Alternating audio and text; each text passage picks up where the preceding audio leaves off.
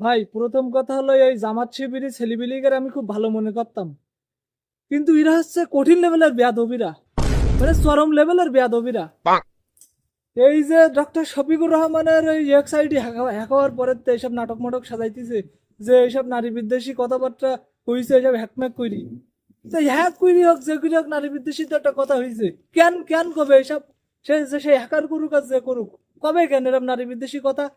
আর তাই না এখন ওই সেখানে ঢাকায় স্লোগান পিটিছে যে খাম্বাসোর তারেক, খাম্বাসোর তারেক কবে কেন? এই যে আমার এই পাশে একটা খাম্বা দেখতে পেতেছেন, এই খাম্বার ওজন কতটা জানে? তা ওরা ওরা জানে এই খাম্বা কি করে সে চুরি করতে পারবে? মানে আমি এই যে অযৌক্তিক কথাবার্তা কই, এই খাম্বা এ কি রাং করে চুরি করবে, কত ওজন ওরা জানে?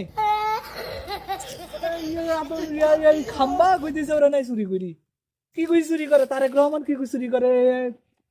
কিরাম খাম্বা, কত সুন্দর খাম্বা, এই খাম্বা কি করে চুরি করে আমার বুঝাইতে হবে। এত ওজনে কি ঘাড়ে গুনে যায় নিয়ে যায় না মাথায় গুনে যায় নিয়ে যায়? অযৌক্তিক কথাবার্তা কবা না।